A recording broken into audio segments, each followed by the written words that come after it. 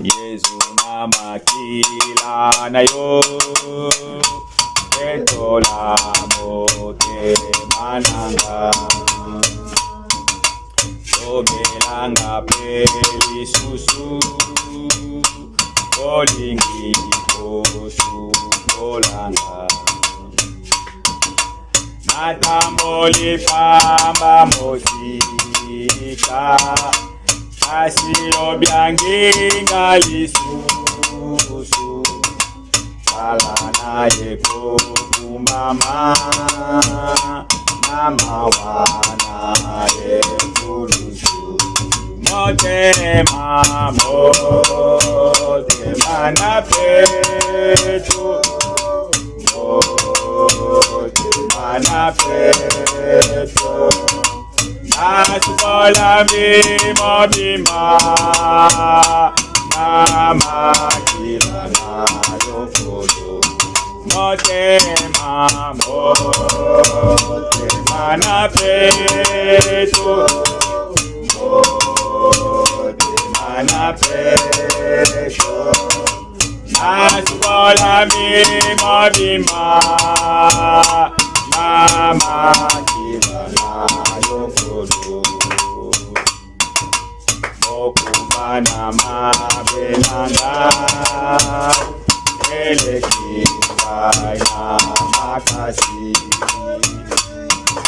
Nadiko waka nyoso Monisa doli monayo Yesu yakako sukolanga Oloko kiko bikisa Alana yeko kumama Mama wana yekulusu Motema na peto Motema na peto Nasukola mimo bima Nama kila na yokodo Motema na peto Motema na peto Nasukola mimo bima Nama kila na yokodo Yesu na makila na yo Osigi toke kolanga Ozalipe osuminga Na bolingo na yokodo Namoni penandi misolo Nakoki kolonga sikawa Ona ekulu tunayo Na telemi na elija Motema na peto Motema na peto Nasukola mimo bima Nama kila na yokodo Motema na peto Motema na peto Nasukola mimo bima Nama kila na yokodo Nzambe na lola akumisama. Amen. Ya solo azali nzambe musu azali te. Amen. Puis nzembo te mbalo mtobi ete toza ba pa na mokili oyo. Amen. Mokili ngo eza biso te. Voilà. Totondi epona tina ye. Amen. Toko fongola mokanda na Osée. Alléluia. Amen. Tozo mokanda na Osée chapitre 4e. Tobandi na verset 1er. Yoka Osée 4 ndenge zoroba. Écoutez la parole de l'Éternel, enfants d'Israël. Amen. Boka, Israël. C'est l'Éternel Car l'Éternel a un procès avec les habitants du pays. Nzambe azana kosamba yena batuna mokili. Il est en procès avec son peuple. Parce qu'il n'y a point de vérité, point de miséricorde, point de connaissance de Dieu dans le pays. Nzamba continue à procès le peuple pour être solo et égalité à la Katnamboka. Verset 2, Louis. Il n'y a que parjure et mensonge, accusation, vol et adultère. Batuba boaki ba seulement ndayo bakata ki na Nzambe bali kotosa yango sute. Totondi Nzambe pona botangi likomio. Amen. Oyi kovanda. Eloko buzindo oze azolo bala biswao. Lokola te Nzambe wa keli Israël, Nzambe wa keli kona se asamba yena Israël. Azala en procès avec son peuple. Peuple na Israël. Kotala mabeo ezali na Israël. Nzambe azala procès tokotuna mutuna mais Nzambe akoti na procès na Israël na ndenge nini na likambo pe nini. Voilà.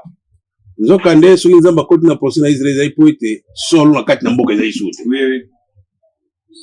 Vérité ezali te ndayo ya akataki na bango serment wana batosi yango te ba violer serment. Amen. Na tina Nzambe bi non na fundi peuple ya ngai. Alléluia. Amen. Nzambe na procès na peuple ya yemoko. Kamunene. Nzokande vérité eza suna mboka te, elingoba boyebi solo na mboka ezali tuzu te. Connaissance ya vérité ezali te. Alléluia. Amen. Awa tokoloba connaissance oyo ya kelasi te, mais connaissance ya liloba ya Nzambe ezali susu na kati na mboka te. Esengeli na peuple ya Israël baza na connaissance ya liloba ya Nzambe. Mais tant on connaissait les angi bango, peuple wane ekufi. Po ete kaka na Moïse ayo koloba ete soki boyebi Nzambe ezali susu te, peuple nanga ekufi. Voilà. Donc tanga na verset 6.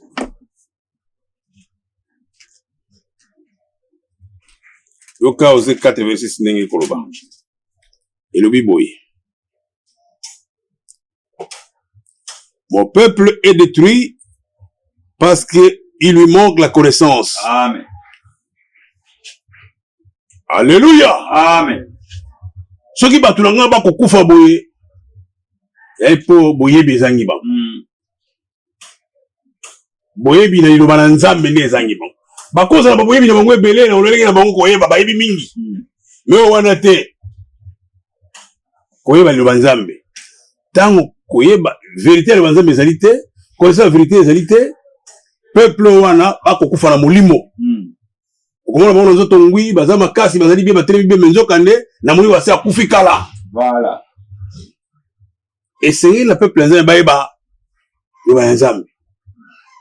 Dieu veut que tous nous parvenions à la connaissance de la vérité et au salut. Voilà posa ya Nzambe atango nyoso. Toyeba solo pe totelema ngwi na lobiko.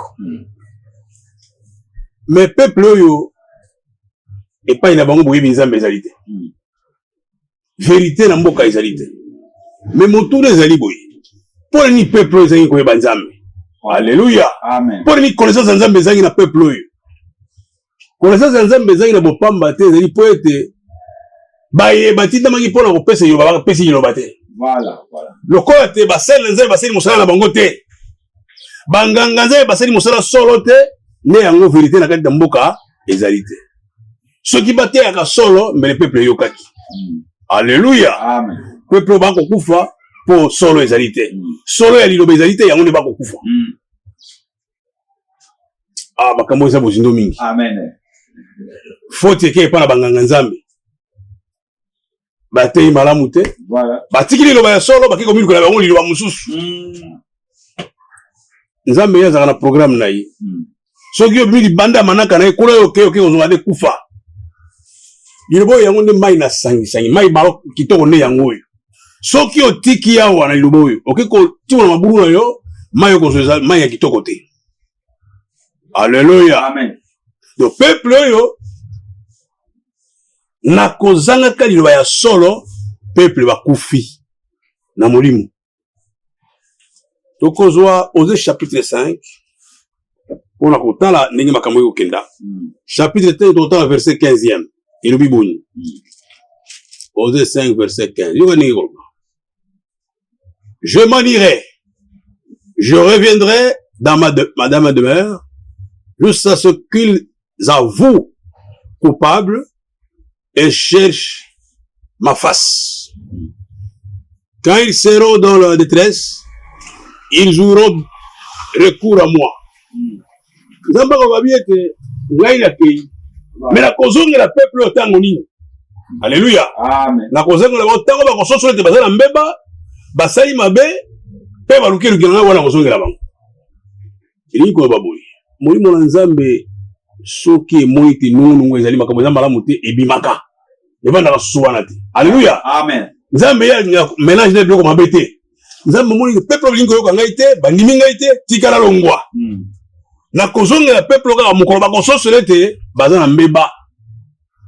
Ba sosole te basala ki mabe, baluki elongi na ngai wana na komona lepa na bango. Alléluia. Amen. Oh, nzambe ni kitoko boy. Donc peuple yo ngai na kolakisa bango elongi na ngai na komona bango kaka. Soki ba sosoli bakati tinete ya solo basala ki mabe baluki elongi na ngai na komona elongi na ngai. Wana Osée 5 verset 15. Alléluia. Amen. Toko baka na Osée wana poto tala bozindo likambo. Mutu ya telle chose ya kolobete l'Éternel dit en procès contre son peuple d'Israël. Hein? Bato ya keli. Asa na bango na procès. Alléluia. Amen. Nzambe monene en procès contre le peuple na yemoko. Peuple ya lingi mingi maza na bango na procès. A côté de bango na procès likambo nini. Et li po ete peuple yo baboyi solo. Kati na bango solo za lisusu te. Boyebi solo ya nzambe za lisusu te. Nzambe ngana bino procès. Alléluia. Na limboli yawa na Osée 5 verset 15 abi kaka mokolo boko soso ete bosalaki mabe. Voilà. Bo reconnaître mabe na bino na boluki longi ngai nela komi monisa. Lokola te na ke libela te. Voilà. Alléluia. Amen. Ngana bino tokoyoka na kaka soki bososoli ete bosalaki mabe. Mwana nzambe soko sosoli te asalaki mabe azongile bisika bandelaki wana nzambe akotani na mawa nyonso. Alléluia. Amen. Pote lisolo ngwe ko ba kenti malamu toka batuso Osée lisusu. Kaka ye Osée to kolongana na Osée te. Osée chapitre 6. Yoka Osée 6 nenge koloba. Na Osée 4 apesi raison oyo ye. Alléluia. Amen. Oya kokota na procès. Apesi raison ko sala ke peuple na ye bazanga connaissance, bazanga boyebi ye. Biso sosoli to biete. Mon peuple périt par manque de connaissance. Ceux qui connaissent les nzambe les élites peuple ko kufa solo wa kufa na mulimo. Mais cause de ngo nini? Eli poete basali les nzambe basali musala te. Faute au pasteur. Ceux qui battent il va bien, on lui bat solo, mais le peuple kufite. Amen. Ba dévier peuple ne peuple ke na libunga. Biso ba so to yiba lo samu musu zali awa, ba lo samu minene. Lokola déjà yé moko bango basali ya nzambe ba kenda déjà pembeni, nyo so pe kenda pembeni. Voilà. Alléluia. Ah. Le peuple périt par manque de connaissance. Là où la connaissance vient manquer, là, le peuple périt. Voilà. Mais on a 5 à l'objet de Michel, l'embissi, votre babi, non? Soki kaka bo sosoli te bo sali ki babe. Bo zongeli ngai, ngara bo zonga la kene musikati. Alléluia. Bon, on 6. Osée chapitre 6. Venez, retournez l'Éternel. Alléluia. Amen. Tala makambo nzambe akosala. Tozongani ipai nkolo azali. Alléluia. Amen. Yoka ndenge kokoba. Car il a déchiré, mais il nous guérira. Amen. Yo tuko pasola biso awa. Yo tuko kabola biso awa. Yo tuko silikala biso awa. Tozongela ye. Pour déjà la senga pesa ki piste. Ye soki bozongeli ngai. Bozongeli ngai ngana na ngami musikali. Awa siko na 6 peuple suis conscience. Tozonga pour danger ye. Na kozanga ko yeba nzambe la solo to bungi solo. Mais ce que to sosoli vérité la mboka za sulu te to loka vérité siki ezali. To luki vérité boya kani noki tozonga pa yazali. Alléluia. Amen. Pamba te yenda kaboli biso boy. Yenda sali biso boy. Alléluia. Yenda zokisi biso pota. Yemo penda ko bande pota na. Amen. Amen. Ils sont kitoko. Amen. Car il a déchiré, mais il nous guérira. Amen. Yemo ko tie pota, yemo ko pende, akobikisa pota ne wa. Il a frappé, mais il bandera nos plaies. Amen. Yemo ko azokisi, yemo ko pende, mo pota wa. Yoka ninge kokoba. Il nous rendra la vie dans 2 jours. Alléluia. Amen. Nous avons besoin juste. L'exactitude. Abi mikorobi balo to salabu. Biso Israël. Na mabela biso to salabu. Mais si ma mikorobi balo akozongela biso. To ni to so na mikorobi balo wana elibi boni. Na mikorobi balo biso to kozala wapi? Ya kozala wapi? Nzoka zela mikorobi balo wana. Na mabela biso to boye ko ndimaye.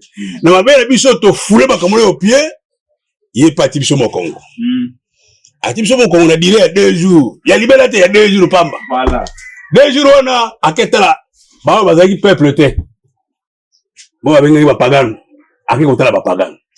Romains 11, mon ici, en clé. Alléluia. Amen. Faut pas, bango, Israël, basali. Faut pas, basali, écoutez, bango. 2 jours, nous avons mon abangote. Batika, bebo, le gars, on a basali, nous avons 2 jours. Amen. Mais les 2 jours là, aïe qu'on visite biso baoui. Total à moi. Alléluia. Amen. Biso qu'on gagne, c'est biso, mais tout ça dans la mouli. Oui. Ça on dit qu'on a mouli, biso qu'on a moi. Amen. Ça c'est le qu'on a. Amen. Tant qu'on est qu'on a Japon, parce que j'ai la tongo, yo poto mouli tout. Biso dans la moi, bah dans l'Amérique on a mouli. Ben moi, ben, mon comment il m'y balade. Rémo pe Jésus Christ. Alléluia. Amen. Nzambe tango longwe ngamuna biso ngamuna Israël ati Israël mo Congo ati na mulili biso ko to mo ipole otokomona. Alléluia. Amen. A côté sur la procès la peuple na yemoko. A côté la procès à côté la peuple na yé procès le biete 2 jours mobimba. Ba ozana elongote. Ba ozana na fou pendant 2 jours. Na 2 jours, yo suis kimia solo. Yo nzamba tali yo bo na 2 jours à visiter. Amen. Alléluia. Il faut 2 jours. Il ko mo bozindo mingi. Esika oyo na mukana na ozo ndende ko berana ozilité ya kolobete reconnaître les jours de son message. Le ko ete oyeba mokolo yo zali na sango pe ya mokolo. Oyeba ka mokolo te mais oyeba pe sango ya mokolo. Mokolo ko bika sango ngezali nini? Et que quand on biga sangoni les aïe pour la biche. Alléluia. Amen. Pourquoi on va le faire quand vous voyez les autres aïe ko kende wa ou tu peux ko kende wa. Yeba mukolo ko bika sangoni les aïe. Ko yeba mukolo pe sango. Alléluia. Amen. Nzokande 2 jours wana. Peuple Israël bana mulili me yo. Et pas il 2 jours temps de la grâce, jour du salut. Le roi était mokolo ya jubilé mokolo ya sengo ne mokolo yango wana. Alléluia. Amen. Pour ma vie 2 jours à beti biso mais c'est pas 2 jours yemo ka ngande oye kwa mtuma wa ya zo kisi pota mais yemo ka aussi papa pota ne wa pote ko mele 2 jours. Alléluia. Amen. Ah makambo kitoko mingi vraiment isa kitoko mingi Nzambe Moses Likolo PC dans la procès na peuple là yi dans la procès na Israël ya yemoko ikamona kokamwa a côté la procès na Israël na tina nini po ete bosolo ezangi na kati na mboka. Amen. Ya diere ki bango solo me ba wanga ni solo wana na tina ye akena procès na Israël esika bosolo ya Nzambe ezangi esika na kufa ezalaka. Alléluia. Amen. Peuple ko kufa pamba te po bosolo ya Nzambe ezali te. Soki bosolo ye esika wana ne peuple vivre spirituellement. Amen. Donc comment mon tour doit bien. Oui, dans autres mais spirituellement à sa kufa. Bon, pour nini connaissance ko zanga ya peuple. Connaissance ko zanga po ete bato batina ba bate bate comme malamu te. Bakena ngo pembeni. Alléluia. Amen. Joka di futo yeba solo. So yebi solo ko kangola. Alléluia. Amen. Voilà prisonnier mo boy. So yebi solo to ozakat na flou, oza ignorant, On a mokange. Ignorer les choses on a mokange. Biso to beki to lo to bi a nzambe kumisama. To comprendre loge Yesu Kristo yende nzambe. To longwe na mulili wana. Nous va société va kanti tete. Batika kala fu okata Yesu za mwana. Mais biso déjà mulili wana se longwe na biso za mwana te yende tata epende mwana epende nyos. Amen. To mwana ki mutu bo 100% nzambe 100% mutu. Alléluia. Amen. To longwe na minyolo wana kozanga koyeba. Donc koyeba solo et fongoraka. Vous connaissez la vérité vous affranchira. Moto soki nani, soki penani.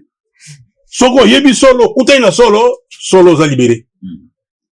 Solo ne ko libéré mutu. Amen.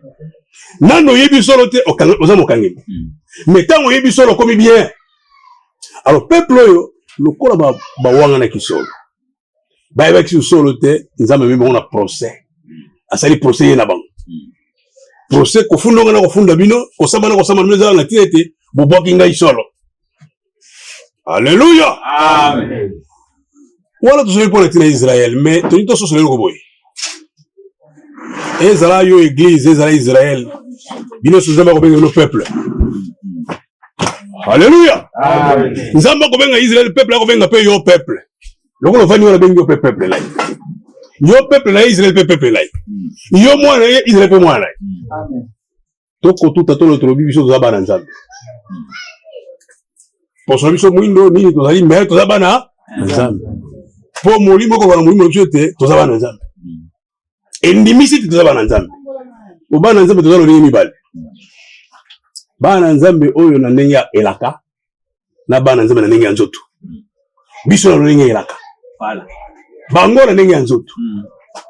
Awa ko Israël sali ba beboye. Ami bango na procès. Bongo yo so sali mabatika yo. Alléluia. Amen. Biso bi faut pas Israël.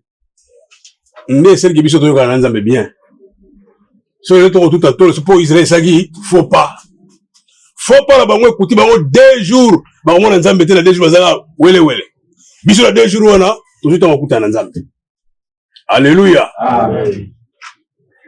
Le corps était biso connaissance la vérité et sungi biso. Ce qui Israël qui na procès bon yo qui na procès yo pas qui na procès.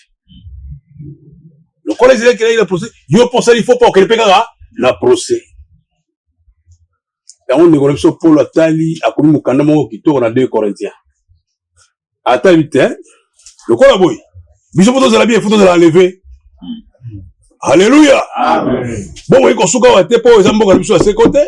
Biso to zala ali to kenda. Nego comme 2 Corinthiens chapitre 5. Autant dans 2 Corinthiens chapitre 5.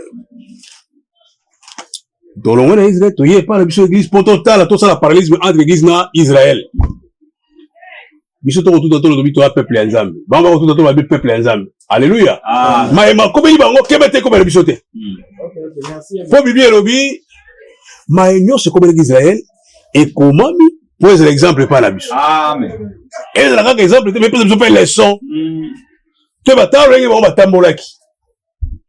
Nani ko ba la pete boy ko bete image toute photographie à l'olenge Israël tambolaki na nzoto boy.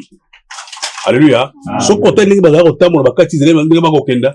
L'olenge ba tambolaki wana ezala l'olenge biso to ko tambola na molimo. Amen. Ba ba tambola nzoto yo ko katsa ba nzoto. Mais yo na molimo nde. Yango maino se ko bango pour la biso na latina. Bango ba kenela la procès dans nzambe bongo biso za la boy.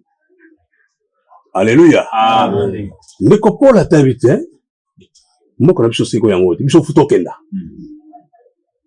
Yesu ayaki akufi enseveli et puis azalaki ressuscité. Pe akei na lola.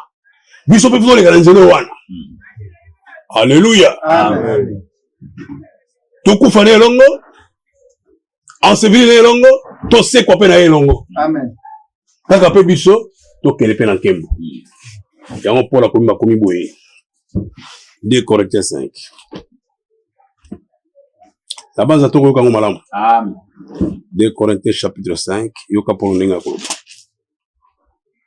2 Corinthiens chapitre 5. Nandaku, mutu mtavo tanga obade banamo tina. Soka nako lukara bloko mkemi kela Corinthiens.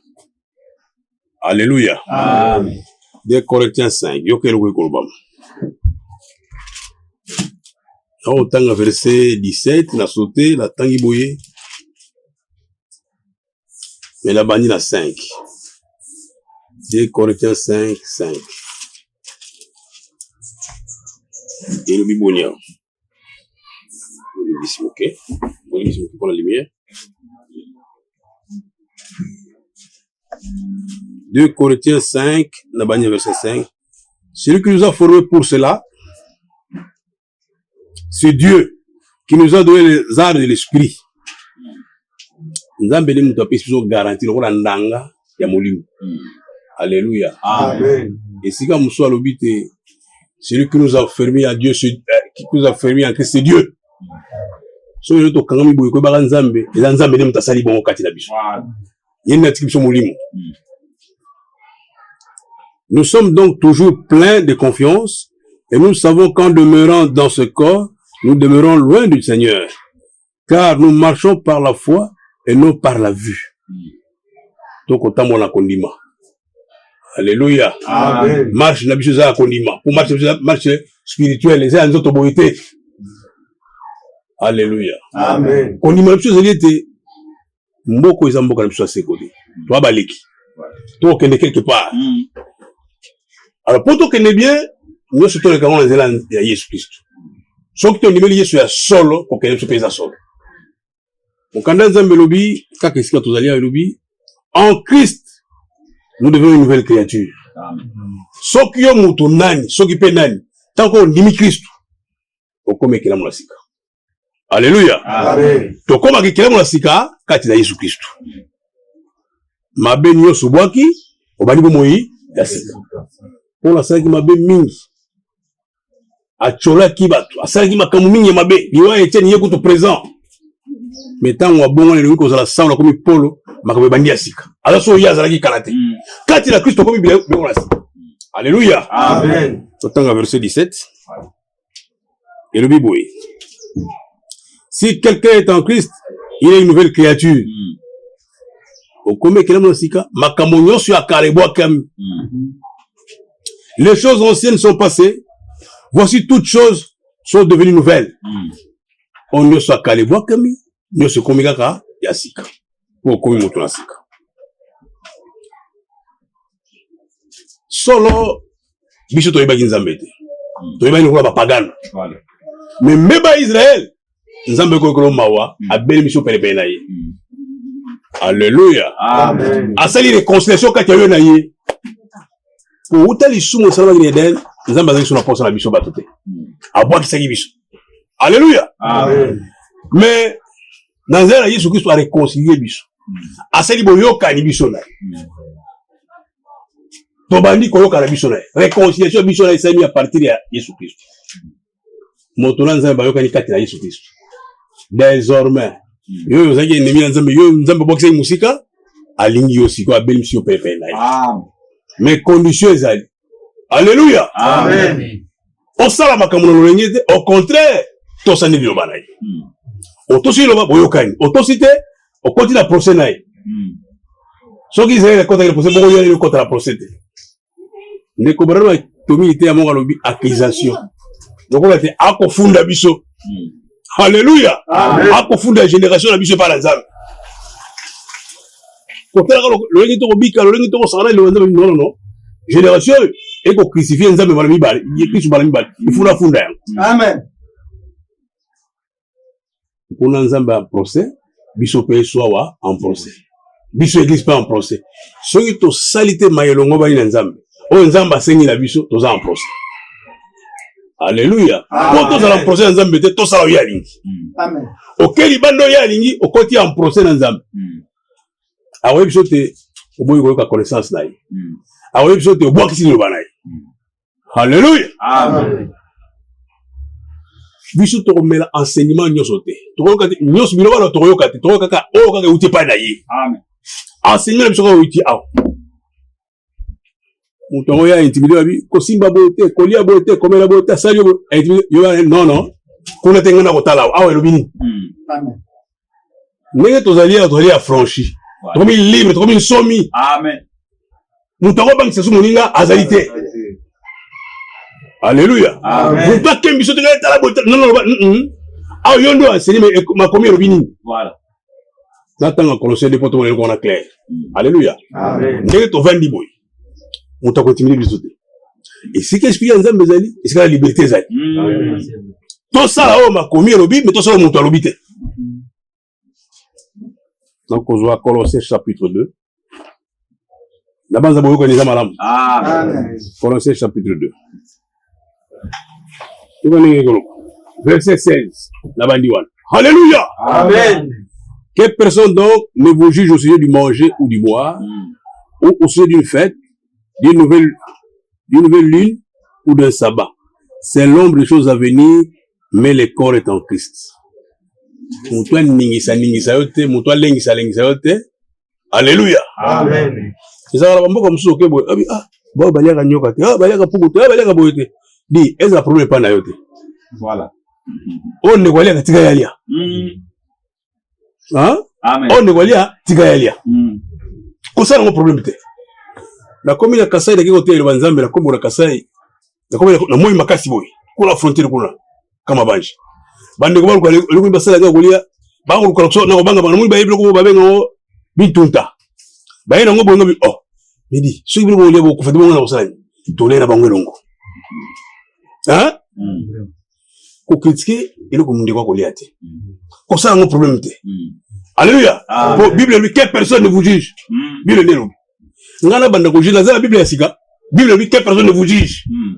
Aussi du manger du boire. Alléluia. Bible ndelo. Tozo makanisa bantu mais tozo makanisa Biblia. Ndenge tozali boy. Mutu ba se abo imposer liboso biso te la pesa biso mbeko te. Mbeko biso futa, il faut uta. Alléluia. Amen. Mbeko biso to se ya mutu te be uti yawa. O te nga fait de l'imi, fait de la lui, o fait de la pamba. Le uti yawa yango neza latina. Amen. Alléluia. Amen. Biso faut éviter ton compte dans la procès d'Anzambe. Alors pour ton compte dans la procès d'Anzambe, toto sa yobanaye. Alobini ni pour la biso. Aligni ni pour la biso. So toto se ya aligni, tu ne jamais la procès d'Anzambe. Alléluia. Amen. So qui toto si yobanaye, tu ne accepter à procès. Au contraire, tu ne pas canner dans l'enlèvement. Alléluia. Amen. Tout le monde est wana ye, tout le monde est servicement na ye, tout le monde est conseil kwa na ye. Puis tout le monde est compagnie dans Kembo. L'olenge ya kena Kembo, biso biso kena Kembo nengo. Amen. Alléluia. Amen. Kokene dans Kembo, c'est garantie au élection d'enlèvement. L'olenge ya kena ki, l'olenge biso to kena ndenge wana. Amen. Pour y a fait sur la carte bila ke bon c'est le ici ka. Voilà. Là où Zobino. Et là, il est comme sûr. Na ke ko bon c'est sika.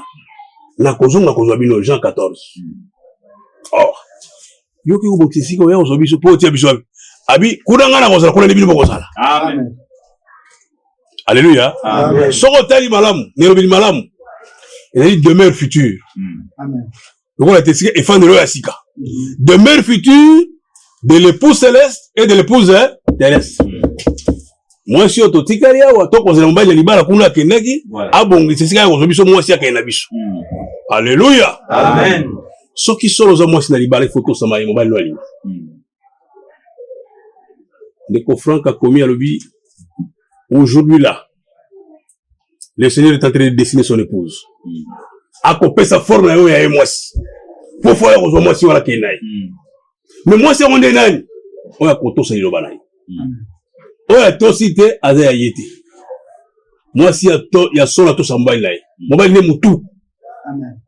Alléluia. Amen. Biso to eli ko oyo mutu na komona Yesu Christ. Alléluia. Sans Yesu to zelo côté. To za monstre. Il faut Yesu azali ko la biso poto sala. Et comme alunga. Alléluia. To za ba membres les uns des autres d'un corps. To ko tanga na mokanda romain. Romains chapitre 12. Nega tozali awa, mama dele yewana, frère John yewana, frère Benjamin, nega to vendi awa.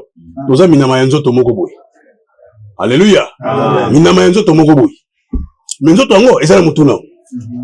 Totanga Romains chapitre 12. La base à tout sur le malam. Amen. Romains chapitre 12. Donc verset 4. Car comme nous avons plusieurs membres dans un seul corps, le rôle de la minama est bien la carte dans notre moko. Alléluia. Amen. Et que tous les membres n'ont pas la même fonction. Et t'ébiter les gens à Moussara Yango. Alléluia. Amen. Zolo za zolo, miso za miso. Miso Moussara ne komona. Mambo Moussara ne kosimba. Tu vas dire, hein? Ainsi, nous qui sommes plusieurs, nous formons un seul corps en Christ. Toi, tu vas dire, boy. Miso ban soto kosala nzoto moko. Na kati ya Kristo. Alléluia. Amen. Nzoto ngo ezala mutu moko. Mutu moko ngo Kristo. Donc, autant à Colossiens 1er verset 18. Pour autant, c'est écrit, à la fois mutu et à la tête de l'église. Alléluia. Amen. Donc, n'est-ce pas vandi boy. Tous ça minama moko na mususu. Et c'est surtout l'ingama makasi. Alléluia. Amen. Tous ça la raison t'as aux bénémi. Tous ça la raison aux contre moninga. Voilà. Biso banso va partir en zotomoko. Ce qui a solo to ken enlèvement, tous à la bolingo, tous à la komoko. Pour tous ça va partir en zotomoko. Comment partir en zotomoko ça la boyoka? Le bon lui on a comment on a connaître. Le bon lui n'a aussi mbalanga été. Le bon non non, ata yo miso moninga na zo komate, mais c'est un problème. Il faut être en harmonie boyoka nezala. Alléluia. Amen. Tous en harmonie boyoka ya solo ezala. Tala Israël côté en procès. Pour la raison boyoka. Ceux qui ba yokaka, ceux qui ba tosaka mais ba côté en procès. Alléluia. Amen. Biso pe lokora. Soki toni kokota na procès, tobosanaka koyokana.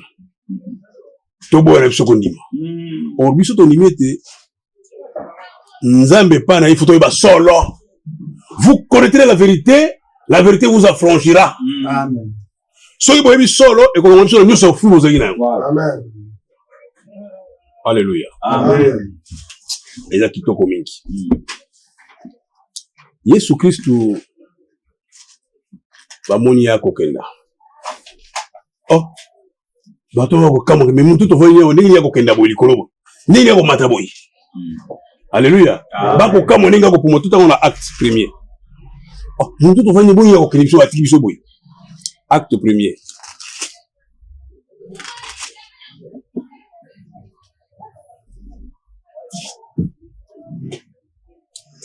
Après avoir dit cela, il fut élevé pendant qu'ils les regardaient, et une nuée les redoubait à leurs yeux. Et comme ils avaient le regard fixé vers le ciel, pendant qu'ils s'en allaient, voici deux hommes vêtus de blanc leur apparurent, et dirent, hommes galiléens, pourquoi vous affairez-vous à regarder au ciel? C'est Jésus qui est enlevé du ciel, du milieu de vous, reviendra de la même manière que vous l'avez vu aller au ciel. Baton va venir kama mutu ako matabe boy. Et ça le rôle total il a et pas frère Benjamin te que mutu ako matana plafond. Il y a plus de plafond te. Amen. Baton va total mutu ako matabe. Oh, mais mutu to venir boy, on est au buta boy ngini. Pour normalement mutu ako buta boy te. Ata le rôle appareil à merveille ça wana au côté yango boy te. So te on fait quoi? Donc on lui sauter boy fait quoi? Mais on est ko matabe na ngini. Batika li ba ko kamwa. To lia ki ne to melaki ne to ko kamwa ninga ko kenda. Bato babeli bango babidi boka monite lo lenge bo bonyo ko kende lo lenge mo pa kozongela Amen. Ka ndenge ya kei wana ndenge pa kozonga kaka ndenge wana. Alléluia. Amen. Il reviendra certainement. Akoya solo biso pe to kenda solo po soke ya ye makole ko tinga so na mabelete ko kuta na biso na ko zane likolo. Alléluia. Na mi pepeli to kuta na biso na ndeti na Paul a commis mukanda ya 2 Corinthiens 5 wana makasi. Biyoko bozino ezeli sika wana 2 Corinthiens 5. Alléluia. Amen. Na verset 18 nango. Donc Paul ko yeba enlèvement ezeli pour la biso nda a commis 2 Corinthiens 5. Alléluia. Amen. Mon Christ nous kamata 2 Corinthiens 5 zo on a sérieux. Biyoko lo mi nda ko vendre tangi sur 2 Corinthiens 5. Ah to ko pumo ko pumwa. Yoka 2 Corinthiens 5.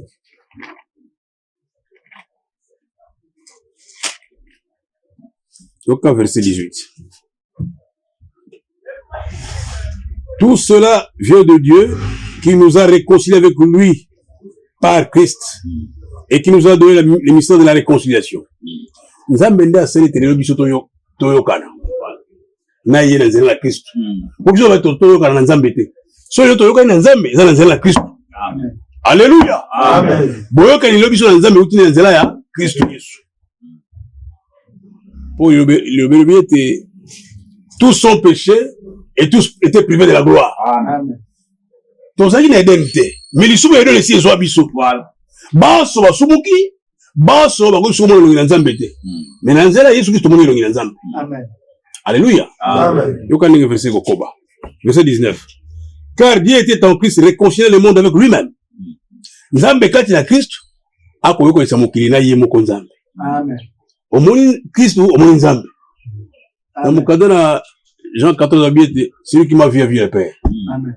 Philippe avant d'aller micro bébé non non. Biloko yo biolanga na yoki ngote. Oui to lela yo to mela me obi sanga ke oya moni tateli ngoma buni. Voilà. Na kopesa Philippe torte. Philippe atabi oh. Tata isa su yo to vana ngalo yo. Abi osio moni nga osio moni tata. Na nzela ngani tata osala boyoka na biso na bino na yi.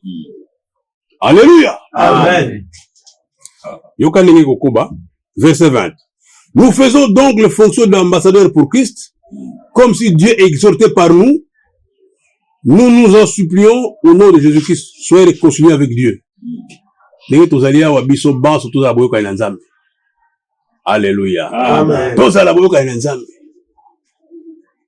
Tous à la ambassadeur ya nzambe. Alléluia. Amen. Bon, yoka verset 21, miloko elobi. Celui qui n'a point connu le péché, il a fait devenir péché pour nous. Yesu asalaki lisumu ata moko te. Alléluia. Makomi lisumu likolo na yo. Akufi liwa ya somo.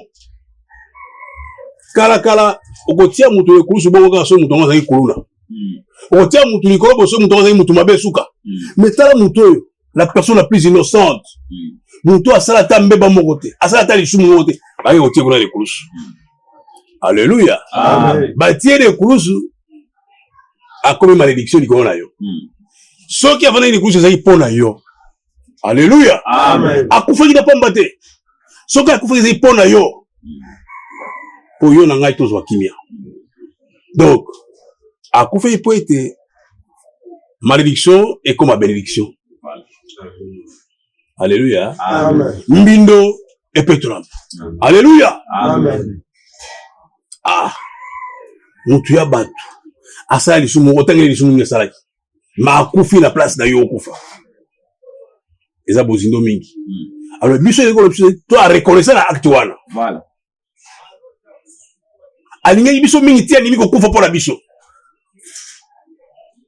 Alléluia. Amen. Beta eloko moko kokamwa na kursu kuna ya zalaki akiko beloko moko yo ebangisi mutu nyonso. Malami to tia ngo kate meza muzindo. To fongola Jean 19. Maloba ya lobi maloba ya suka avant te pembe bima. Alléluia. Maloba lobi ekopesa na somo yoka eloko ya lobi. Jean 19. Total verset 30 makambo yoloba. Alléluia. Amen. Jean 19, verset 30. Autant en verset 30. Quand Jésus y prit le vinaigre, il dit, hein? Malobane ya suka liboso ta kata, on est au kata moto. Vous êtes à Koufa, ta makambo koloba. Alobi, tout est accompli. Alléluia. Amen. Ah. Boni mobali okolo le kuruza na tout est accompli. Il koloba, ni yango eza accompli. Mon tour est il y a le tout ben mon coup c'est bon tout est accompli. Donc on était manche kokisami. Manche ngo ni. Alléluia. Amen. Na manche wana lisi ko biso kokisami. Voilà. Alléluia. Amen. Lisi ko biso kokisami. Bon somba mina biso kokisami. Alléluia. Asa sombi biso na nzala makila na ye. Tout est accompli. Guérison accomplie. Amen. Alléluia. Amen. Guérison accomplie. Obeli Nzambe intervenu au biki. Amen. Guérison accomplie. La carte tout est accompli. Ok, il est vu son enlèvement accompli. Amen. Alléluia. Amen. Donc tout à l'heure, ah, so yebi makomi bien, so yebi mukanda bien, yebi mukando malam, oza à l'aise. Yango ko bien, so yebi makomi.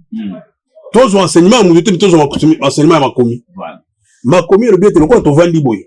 Alléluia. Amen. Déjà, toza kuna. Voilà. Potentiellement, toza kuna. Alléluia. Amen.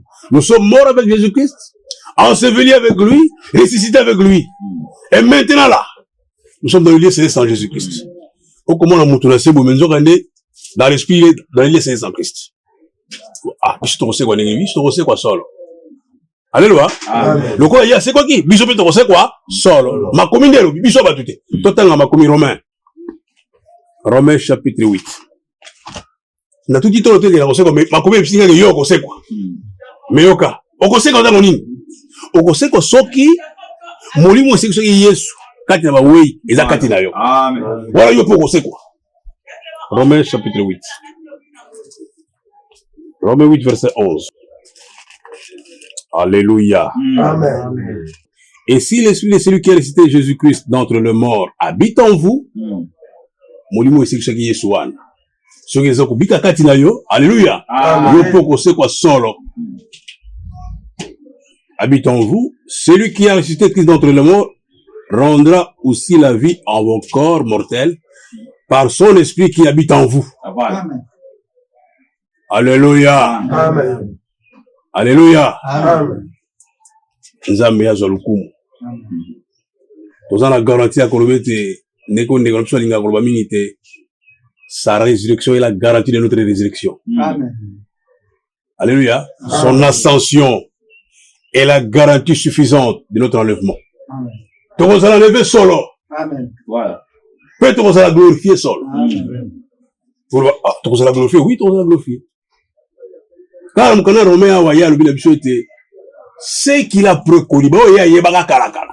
Voilà. Ce qu'il a appelé, il les a aussi préélus. Mais à ceux qui ont été, il les a justifiés. Amen. À ceux qui l'ont justifié, il les a glorifiés. Là, on a dit oui, tu vas les glorifier. Alléluia. Amen. Donc, c'est la gloire future. Alléluia. Amen. Tu vas glorifier.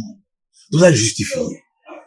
La ligne azok ça m'a dit sur le voyage, on va justifier ça. Et le bimingi, bakangyo na neto ko samba makamoboye. Babité, muto azali justifié. Aza déclaré juste. Le quoi était aza sumo kangimite. Azali a quitté. Yo bakangyo na mignol. Voilà. Yo gabeka te a quitté. Le quoi était justifié. Le quoi était déclaré juste. Donc, tu vas dire, boy, à ça déclarer c'est juste. Amen. Dans la temps où tu es mon mabé andeko, na ozongo wapi. Pour muto il ngata ngelo mabé, assez alobe ki oza juste. Pour y aller juge peu avocat. Voilà. Azu mukando za ko condamner yo nanga a pasoli. Le quoi était asi alimi so ko comme condamner wanati. Voilà. Donc les gens tout à tolo lambi de za kimia. Pour la kante ka kaninga yiki a pasoli mukando wana. O za ko condamner ngai. Alléluia. Amen. Mokane zeko condamner nga a pasoli ya. Le quoi était là acquitté. Là déclaré juste. Oya ko tanga mabe ya kuta ngwa. Yo nani po tanga mu tulaza mabe? Yo nani? Bona nzamba va le tanga mabe, mabe ngo ngwapi. Otia liste monene mo asala bo na likamuni. Mutu alinga ko condamner asa paso liste wana. Yo liste ozu ozu wapi? Voilà. Alléluia. Amen. Toi ba solo yo ba nzambe. Ce que tu veux solo, on te recosse biso soute. Mais tant qu'on te yebite, mon tout ça sera esprit la biso. Alléluia. Amen. Israël solo yango ba boki yango. Biso to boka solo te. Solo ya Biblia to boka te. Boka makamunisme solo oyo ko boka ngote. Alléluia. Amen. Pour ceux qui ont une connaissance ya solo. Ceux qui ont un enseignement pur. Oza mutu na mawa. Pour ba ko sera l'esprit na yo. Ba ko mo ndela ba lingi ko mema. Alléluia. Amen. Na mukanda na zesika totangaki. Okososolete connaissance za lolengi mibale. Connaissance ya kelasi na connaissance ya boyebi nzambe. Toza poso boyeba nzambe. Alléluia. Amen. Awa toko le makambo connaissance ya classe te. Wana kuna te. Pona loki na molengo pamba, na molengo be potopoto pamba. Tola la connaissance ya nzambe. Toyeba solo. Alléluia. Soko yebi solo le kangolio. Mettons yebi solo te. Bako koso bako dribler ne bali. Ndimo ba solo ya Biblia, ndimo enseignement ya Biblia pour montrer dribbler yote. Mais soki a ozalité bako dribbler yo solo. Peut-être que mutu akufi po asenyi boyebi. Or que posa ya nzambe ya tango ozalité mutu mabe akufati. Amen. Posa les ozalité. Alléluia. Amen. Posa ya nzambe ozalité. Toyeba solo. Alléluia. Amen. Il veut que tous nous parvenions au salut et à la connaissance de la vérité. Alléluia. Amen. Alors tout est accompli.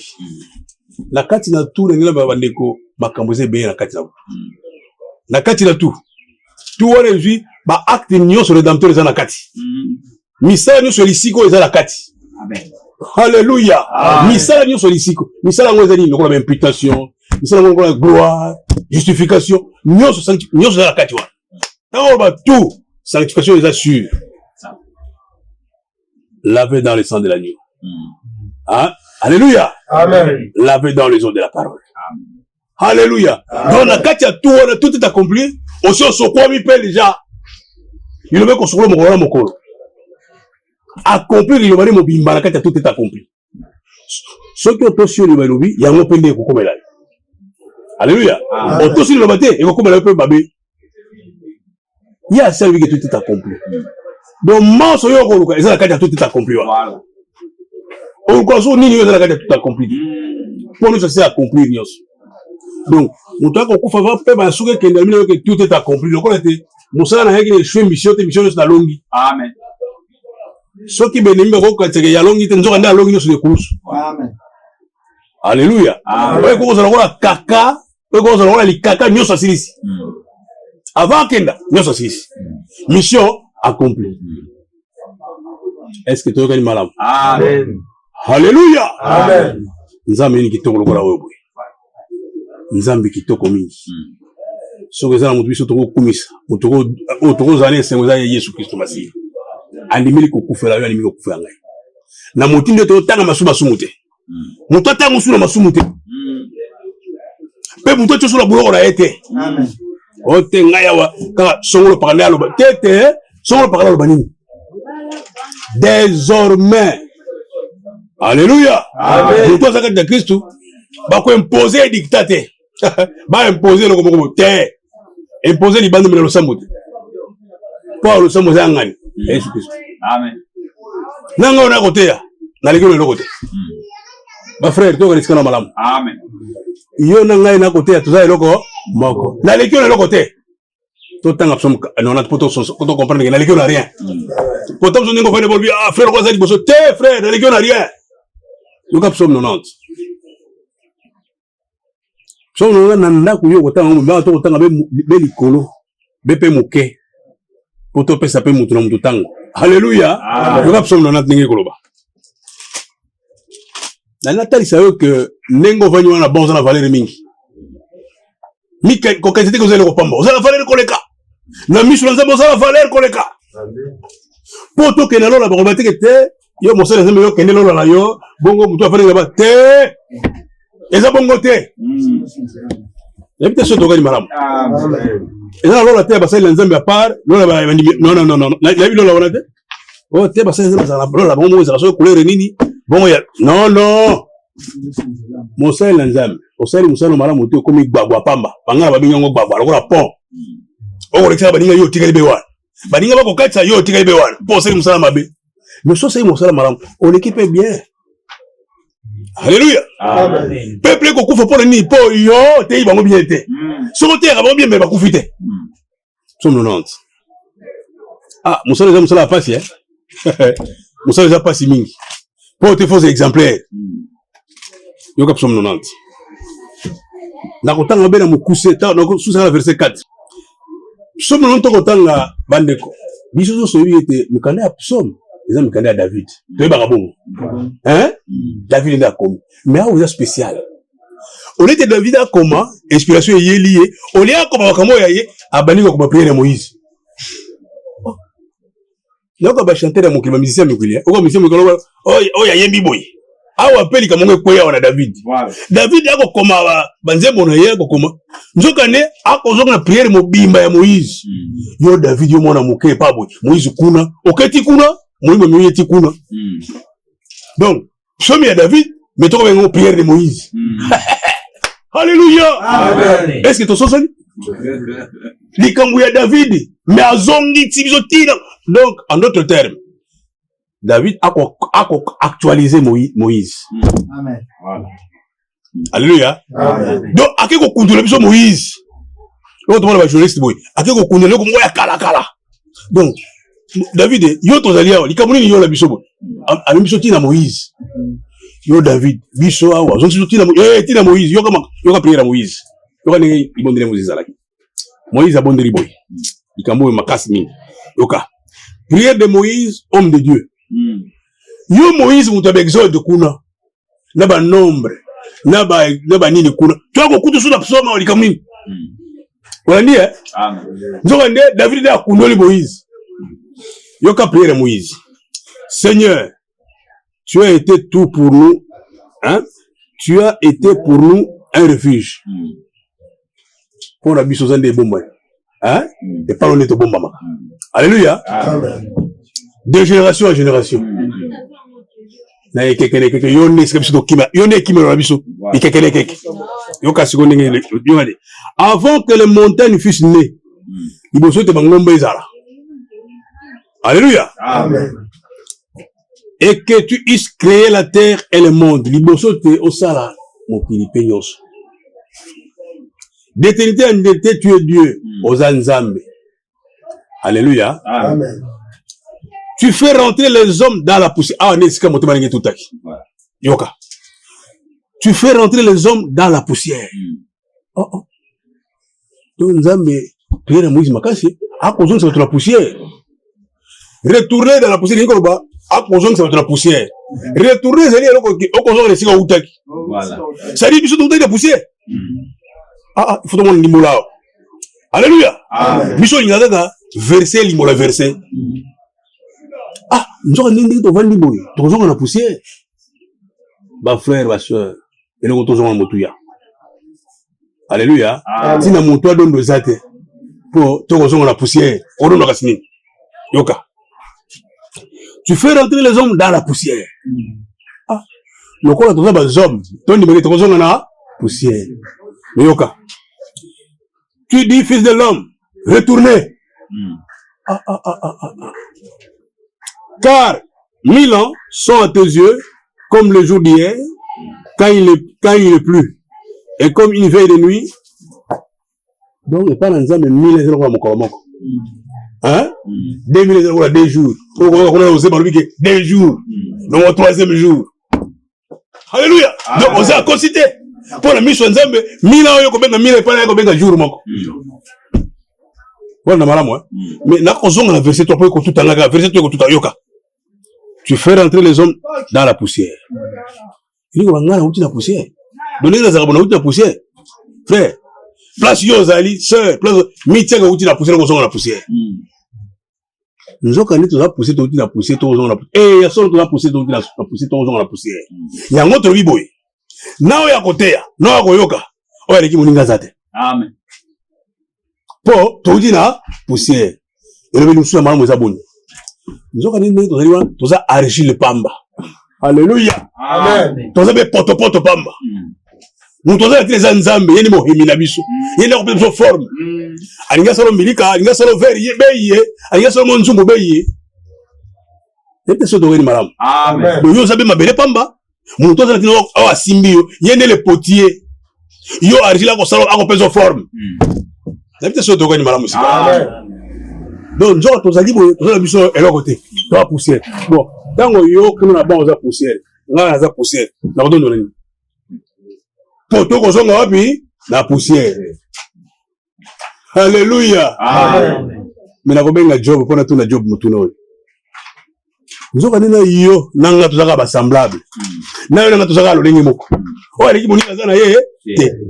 Soki yo moninga yo lekinga wana nde yo. Mais nga kona vandi boy yo vandi wana olekinga lelo kotenga pe na lekinga lelo. Amen. Nanga na yo betouti bena mabele. Yo ka Job ako yalo.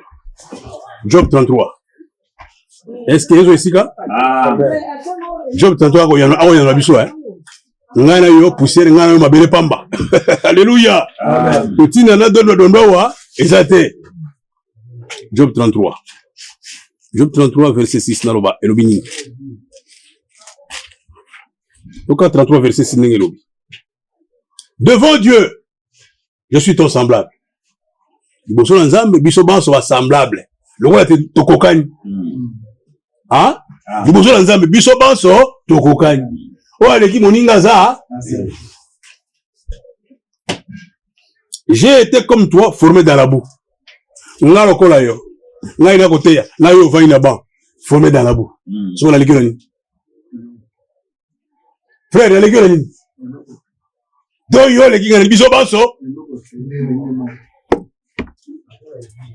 Mais pour ton sens, on va mettre la Genèse. Tout le cambo malamu. Pour ton aussi qui s'appelle la ninga pété. Pour la Genèse chapitre 3. Nzambo ya biso. Tant on likame saimi kuna evena na mobali to bengi nyoka. Alléluia. Tant on likame saimi kuna Nzambe juste le juge on peut ça va. Mbalo na mutu na mutu. Abi nyoka yo nyoka. On lebe la poussière. Attends, on va makoloza sur makoloto banol. Bano rampende.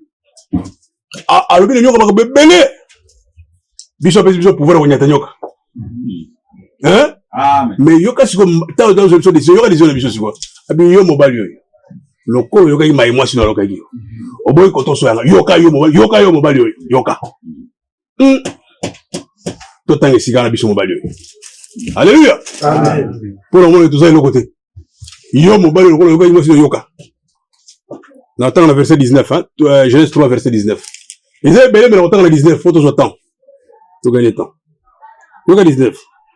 C'est de la sueur de ton visage que tu mangeras du pain. Alléluia! Amen. Wana ko bisa mobali. Asi agangeli yo ko bote, ouais, asi albina mwasi bote, ouais, mais yo reste ko nga ko bisa mobali. C'est de la sueur de ton visage que tu mangeras du pain, jusqu'à ce que tu retournes dans la poussière. Oh oh. Oko sabo tiki no ozonga na putu yo utaki na mabele ti ozonga na mabele mais avant ozonga na mabele osala Nzambe a juste ako tiela ngona ngona sika nango Voilà.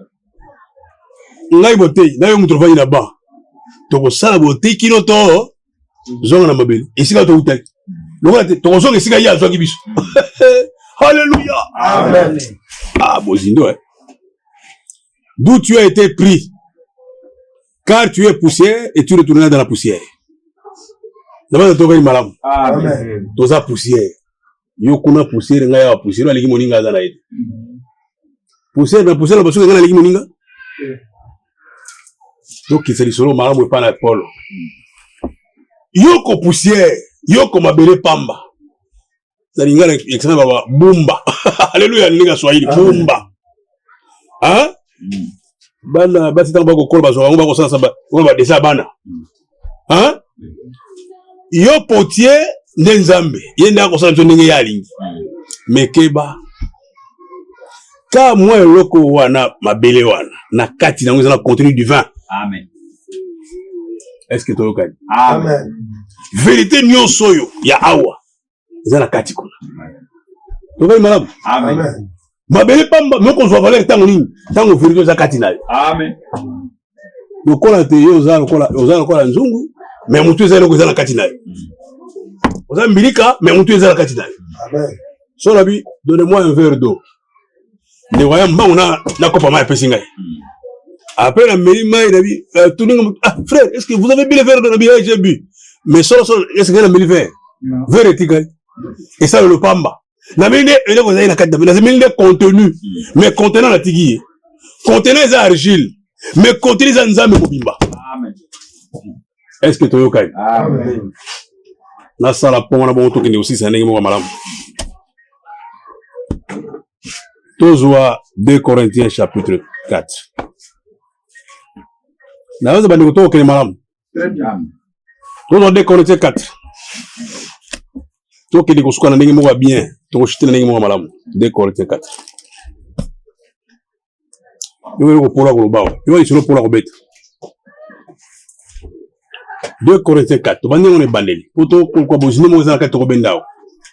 C'est pourquoi, ayant ce ministère selon la miséricorde qui nous a été faite, nous ne perdons pas courage. Pour le bien musala biso tozui. Hein? To tika courage te. To lembate. To musala beyango. Musala l'évangile. Bon nanga malam. Nous rejetons les choses honteuses qui se font en secret. Donc, nous n'avons point une conduite astucieuse.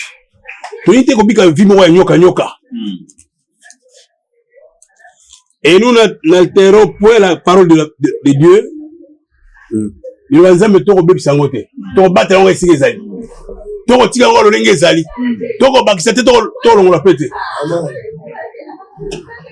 mais en publiant la vérité, nous nous recommandons à toute conscience d'homme devant Dieu. Donc on publie la vérité en disant alléluia. Amen. Donc un verset il a dit, si notre évangile est encore voilé, alléluia. Ce matin à toi au thé, alléluia. Et c'est pas pour la barre de mais pour la barre de et c'est pas bien des apolés. Les deux sont dans le mal. Amen. Bon, on a mal à musical. Et tu m'as dit le quoi? Et bon, il t'a ôté. Pour la basse, les avoirs, les épannes. Bah, on sur la tête. Alléluia. Amen. Bah, quand on a Moïse, mais voit l'évangile bango bebo.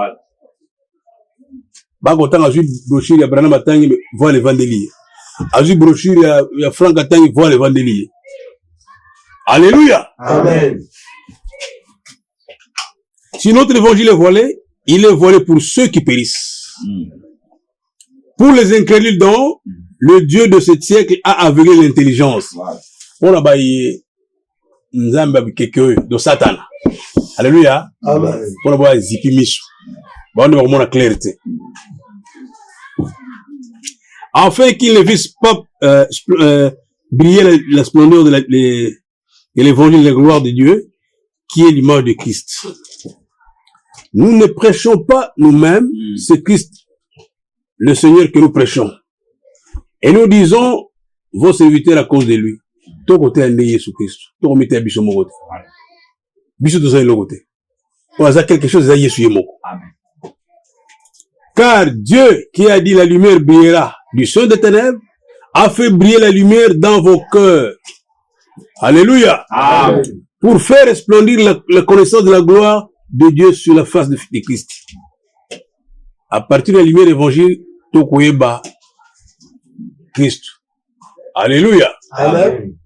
Tu vois verset 7. Nous portons ce trésor dans de vases de terre. Bo yebi yo, bo solo yo. To vanta na katina. Ba mbeki ya mabele. Mo on biso semi li bende awazate. Hein? On frère Afrique li bende.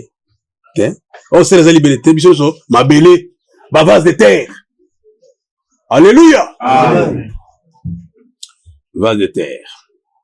Enfin, cette grande tu dis à Dieu et non à nous tous. Tout ça m'a belé pamba. Alléluia. Amen. Alors, évangile ton côté, hein, et l'évangile c'est la puissance na yango. Alléluia. Amen. Et ton ninguya.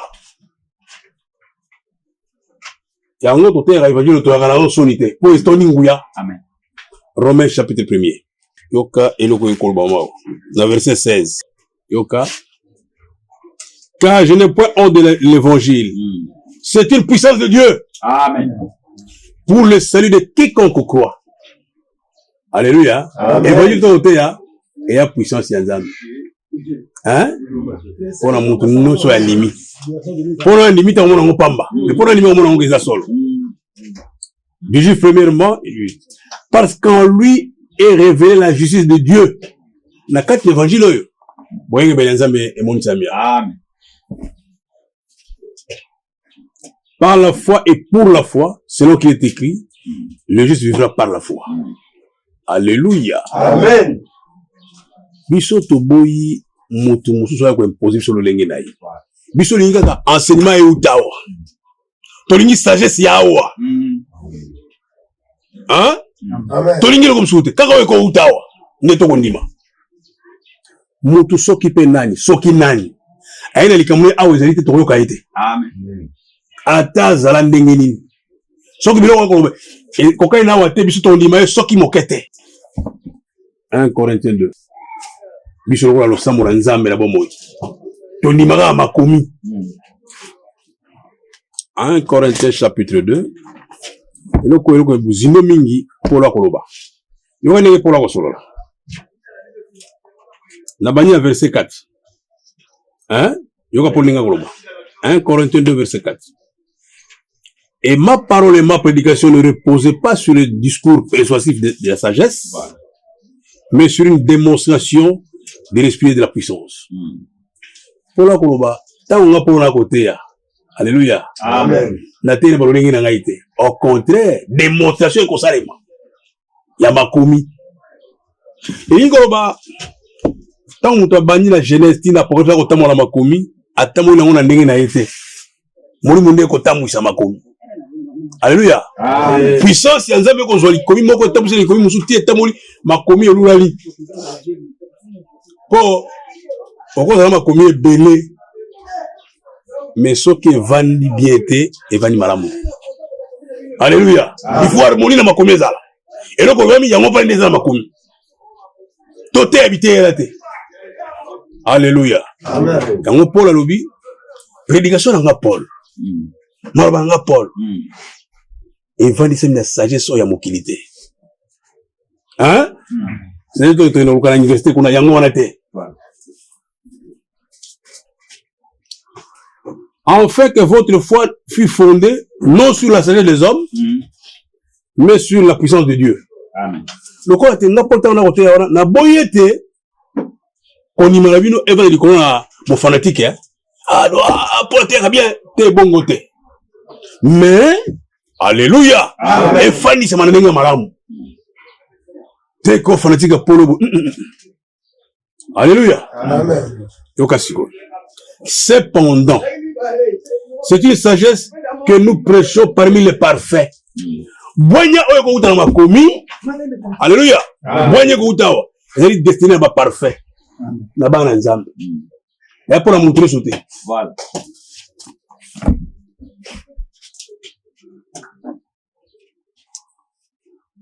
Sagesse qui n'est pas de ce siècle, ni des chefs de ce siècle, qui vont être anéantis. Sagesse ils ont été les kalelo hein. Alléluia. Amen. Ils ont été bakonzemboko ici là. Et ya sagesse au quotidien la libéra. Tokani? Amen. Bakonzi bako le kama message de tika sagesse wa. Alléluia. Amen. Ceux qui nzamba lingambe tozana ba polo tilelo. Mais nzamba linga kité. La mort les empêchait d'être permanents. Liwe seleke ba polo baleka, ba Martin Luther baleka, ba Billy Ministre so baleka, ba William Branham baleka. Alléluia. Amen. Message de Tikarikawan. Alléluia. Amen. Sagesse que nous prêchons parmi les parfaits. Yoka siko verset landi. Nous prêchons la sagesse de Dieu mystérieuse et cachée. Boigné kobimawa. Elle est mystérieuse. Alléluia. Boigné moya mystère. Paye ma bomba. Il faut révélation pour la sayo. Voilà. Tokoba. Yoka verset 8. Sagesse qu'aucun de chefs de ce siècle n'a connu. Voilà. Ba konzimo côté quelqu'un ba eba. S'il l'eût connu, il n'aurait pas crucifié le Seigneur de gloire. Ce qui ba eba ka. Mais ba crucifié Yesu te. Alléluia. Amen. Yoka siko verset landi. Mais comme il est écrit, ce sont des choses que l'œil n'a point vues. Boigné oyo, eza biloko miso emona. Alléluia. Amen. Et que l'oreille n'a point entendu, matoye yokate, et qui ne sont point montés au cœur de l'homme. Et maintenant, on a monté ma batouté. Les choses de Dieu a préparé pour ceux qui l'aiment. Il y a qu'un verset 10, ça.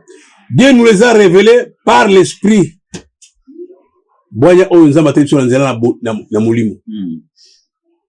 Car l'esprit sonde tout. Amen. Même les profondeurs de Dieu. Amen. Alléluia. Amen. Alléluia. Amen. Biso.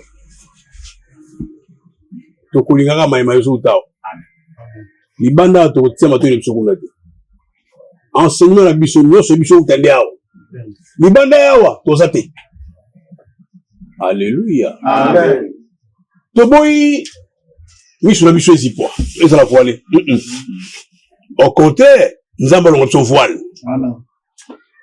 Tokolobete autrefois notre pensée voilée, notre intelligence obscurcie. Kala liboso toyeba eloko oyo. Miso na biso ezalaki ya kozipwa.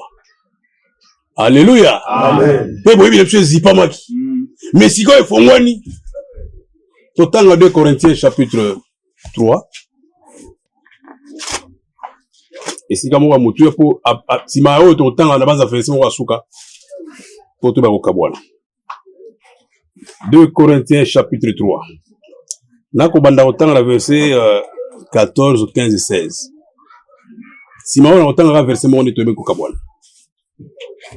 2 Corinthiens chapitre 3, verset 14, verset 15, verset 16. Mais ils sont devenus durs d'entendement, car jusqu'à ce jour, les mêmes voiles demeurent quand ils font la lecture de Moïse, de l'Ancien Testament. Ils ne se lèvent pas, parce que c'est en Christ qu'il disparaît. Jusqu'à ce jour, quand on lit Moïse, un voile couvre leur cœur.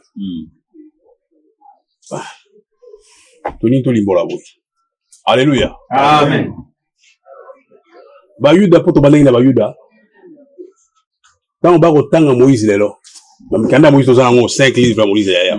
Tant ba kotanga miso na bango ezipwe ba komona clarté. Akotanga bitanga tanga. Voilà. Alléluia. Amen. Biso to sosoli po nimba za bongo. Po 2 jours oyo bana mulili. Voilà. Biso to komona polele. Do bayuda so ba fonga Bible ba livre Moïse oyo ba komona te lobini. Biso to na Bible boy. Mais soka na Israël bango ya bango eza tamult. Na kati ya tamult wana bazi ba mikanda ya Moïse ba tebeka po parti moke. Loko te ba komona pena tina nango te. Mais yango ne ko sala makambo. Tant ba kotanga Moïse, miso bango ezipui ba ko soso la makambo te. Yo fongoli otengi makambo Moïse alobi ya fongoli yo ko comprendre mais ya ko comprendre te. Nzamba zibi bango miso po yo mona polele. Po ekeke yo ko mona polele bango ba ko mona miso ezipui bango. Amen. Yango Bible alobi tango nyonso ba kotanga Moïse, miso bango ezipui. Alléluia. Amen. Mais yo tango kotanga miso fongoli. Tout à l'autre depuis le jour où William Branham a reçu la révélation de son, depuis ce jour-là, ce livre nous est ouvert. Amen. Mukano se formé. Alléluia. Amen. Bandaga ndeko William Branham. Azo ki révélation abaso. Livre formé. Tout à l'autre tout ça bana livre. Biso de bana beaucoup. So les abatu ba beaucoup ça biso. Poto ko so to biso. Alléluia. Amen. Toko ba li tundu biso de bana beaucoup. Donc ton vie voyez était peuple Israël. Je me résume. Peuple Israël na koboya ka ondima o nzamba tigela ibango. Peuple wana bazaki en procès na nzambe. Alléluia. Amen. Nzamba koti en procès na peuple na ye. Pour nini? Pour peuple wana boye ko toso ya ye alobaki. Ah, nzamba bi non mais peuple yo.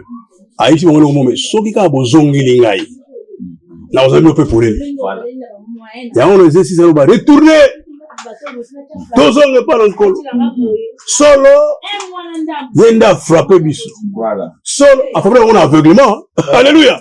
Donc yo comme on a clair, yo comme on baza aveuglé. A frapper biso. Mais ba que frappe ne on est ko umela 2 jours.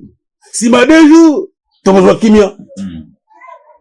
Okola ke si ma 2000 ans, to besoin kimia. Alléluia. Amen. Yokani malamu. Soki Israël peuple yaye pour biso ba biso ba pagano. Soki ba koti en procès bongo yo ozano bo. Yo koti en procès te.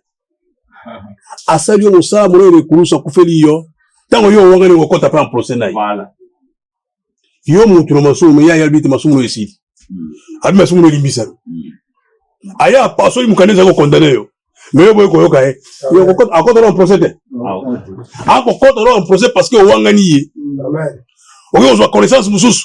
Ya bi connaissance ne uta yawa. Amen. Ibanda yawa te. Oyo na connaissance ibanda yawa. Awanga ni yo pa koti na yo procès. Yoka ni. Amen. Nani ko suisa ko baboy. Pour faire ça souvent na ngotanga. Natango yo mwasi na libala. Alléluia. Amen. Misuna yo e kota na Golgotha. Pambate kuna ne lobi ko uta. Ile baza ko tambola batile ba onyoka na mutako. Hein? Soki nyoka suyo tel nyoka na mutako pote pe ici. Ba baza ko tala nyoka na mutako. Mais biso le tozali o yaleki nyoka na mutako. Plus que le serpent de rein. Christ le rédempteur. Souverainement élevé. Amen. Nous amené à élever yé, l'icône à nyonso. Tout genou frétila devant lui. Donc yé l'icône à nyonso. Alléluia. Amen. Tant yo kotala Jésus Christ. Alléluia. Amen. Israël baza flou. Soki yo aussi si kotala Jésus Christ. Tant yo kena biyengo, kena gloire. Bango siko ba bongo limisu ne petira to kana kotanga. Ba bongo limisu bandi kotala oyo bango bazokisaki. Yebite soto ngani malamu. Amen. Yo na tango yo misu no za wapi ne kurusu. Problème le misu wapi ne kurusu. Prédication za ya croix. Yo kotala ka Golgotha pa wapi yo uti.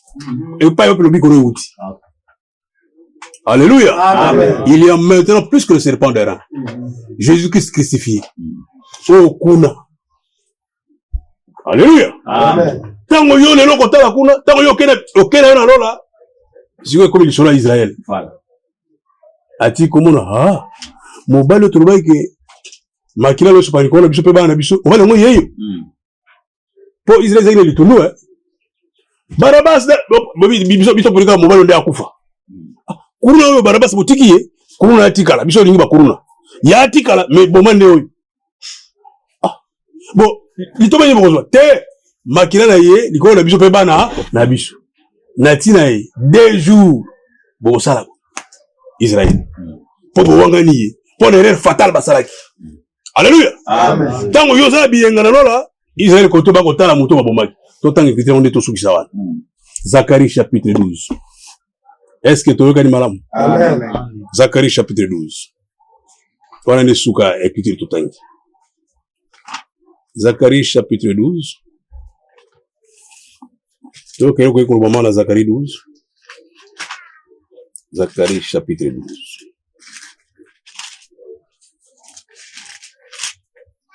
Zacharie chapitre 12, verset 10. Il y a un moment.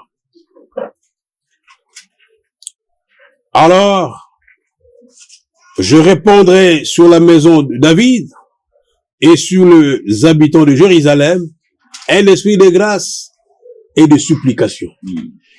Alléluia. Amen. Kaka ngai nzambe na kosopa likolo na bota ya David. Alléluia. Amen. Pe ba habita en Jérusalem. Esprit ya grâce. Grâce biso to sepela ngwa oto sala ngwa to sala ngoi. Alléluia. Amen. Tango bongo likotela bango yoka sikoma ko koma. Alléluia. Amen. Ils tourneront le regard vers moi. Bango ba bongo miso pana. Biso yo to bongo miso pana. Bango ba beta ko kara. Bana ngotina. Alléluia. Ta biso so ke bango siko ba ketala o wana. Alléluia. Amen. Vers moi celui qu'ils ont percé. Hein? Tant que ba tout est accomplissement ya o tchede ba. Oui, oui. Alléluia. Amen. Dina ba kati ba selo ba beti ba nga ba beti mbese. Voilà te tirage au sort. Ba ko bilamba ko parce que ba bandi parce que ba bandi parce que ba zaka ba bandi. Ba lu kata bebo. Bo kata mo le kamu. Ba kati pende lamba ya mutu boy. Alléluia. Et ko kata le ba ko kata. Alléluia. To kata ko kata parti. Makila na eli ko na biso be ba biso. Pe sale mi bon. Yona biyenga na lola bango siko bakotala muto basala kibongo nzambe nalola pambola mingi Amen.